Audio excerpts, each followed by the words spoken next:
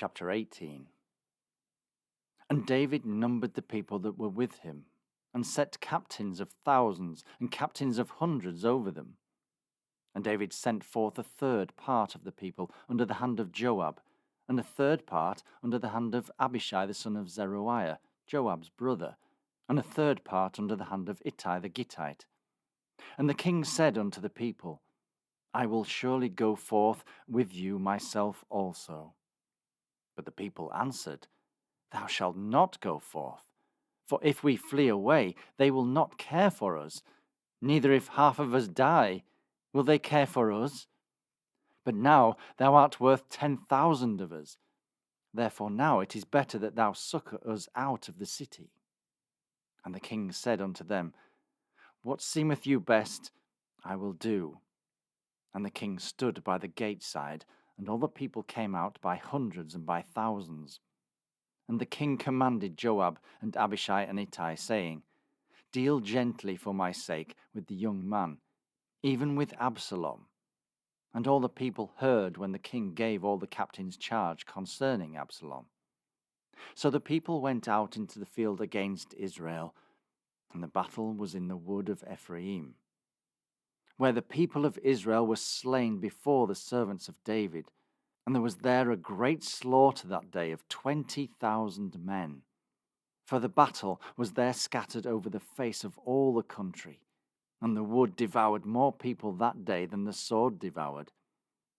And Absalom met the servants of David, and Absalom rode upon a mule, and the mule went under the thick boughs of a great oak, and his head caught hold of the oak, and he was taken up between the heaven and the earth, and the mule that was under him went away. And a certain man saw it, and told Joab, and said, Behold, I saw Absalom hanged in an oak. And Joab said unto the man that told him, And behold, thou sawest him, and why didst thou not smite him there to the ground? And I would have given thee 10 shekels of silver and a girdle. And the man said unto Joab, Though I should receive 1,000 shekels of silver in mine hand, yet would I not put forth mine hand against the king's son. For in our hearing the king charged thee and Abishai and Ittai, saying, Beware that none touch the young man Absalom. Otherwise I should have wrought falsehood against mine own life, for there is no matter hid from the king, and thou thyself wouldst have set thyself against me.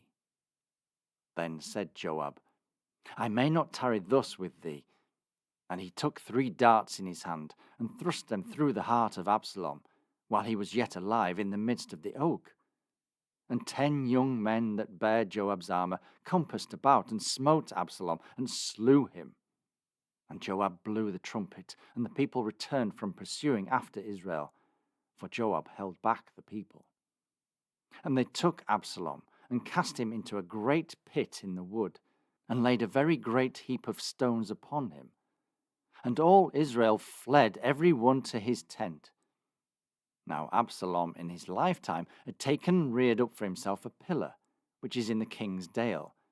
For he said, I have no son to keep my name in remembrance, and he called the pillar after his own name. And it is called unto this day Absalom's place. Then said Ahimaaz the son of Zadok, Let me now run and bear the king tidings, how that the Lord hath avenged him of his enemies. And Joab said unto him, Thou shalt not bear tidings this day, but thou shalt bear tidings another day. But this day thou shalt bear no tidings, because the king's son is dead. Then said Joab to Cushi, Go tell the king what thou hast seen. And Cushi bowed himself unto Joab, and ran. Then said Ahimaaz the son of Zadok yet again to Joab, But howsoever, let me, I pray thee, also run after Cushi. And Joab said, Wherefore wilt thou run, my son, seeing that thou hast no tidings ready? But howsoever, said he, let me run. And he said unto him, Run. Then Ahimaaz ran by the way of the plain, and overran Cushi. And David sat between the 2 gates, and the watchman went up to the roof over the gate unto the wall, and lifted up his eyes, and looked, and behold, a man running alone. And the watchman cried and told the king. And the king said, If he be alone, there is tidings in his mouth. And he came apace and drew near. And the watchman saw another man running. And the watchman called unto the porter and said, Behold, another man running alone. And the king said, He also bringeth tidings.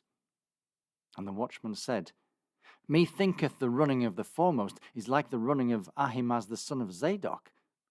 And the king said, He is a good man, and cometh with good tidings. And Ahimaaz called and said unto the king, All is well. And he fell down to the earth upon his face before the king, and said, Blessed be the Lord thy God, which hath delivered up the men that lifted up their hand against my lord the king. And the king said, Is the young man Absalom safe? And Ahimaaz answered, When Joab sent the king's servants, and me thy servant, I saw a great tumult, but I knew not what it was. And the king said unto him, Turn aside and stand here. And he turned aside and stood still. And behold, Cushi came, and Cushi said, Tidings, my lord the king, for the Lord hath avenged thee this day of all them that rose up against thee. And the king said unto Cushi, Is the young man Absalom safe? And Cushi answered, The enemies of my lord the king, and all that rise against thee to do thee hurt, be as that young man is. And the king was much moved, and went up to the chamber over the gate, and wept. And as he went, thus he said, O my son Absalom, my son Absalom! Would God I had died for thee, O Absalom, my son, my son!